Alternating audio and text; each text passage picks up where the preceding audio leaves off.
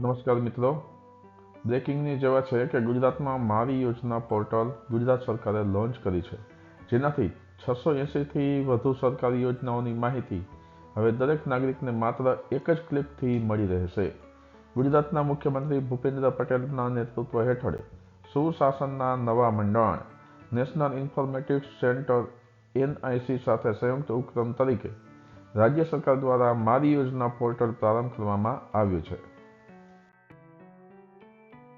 મુખ્ય નિર્દેશ આ પ્રમાણે છે. એક જ પોર્ટલ પર 680થી વધારે યોજનાઓ, રાજ્યની જન કલ્યાણલક્ષી યોજનાઓની સમગ્ર માહિતી આ એક જ પોર્ટલ પરથી મળી રહેશે.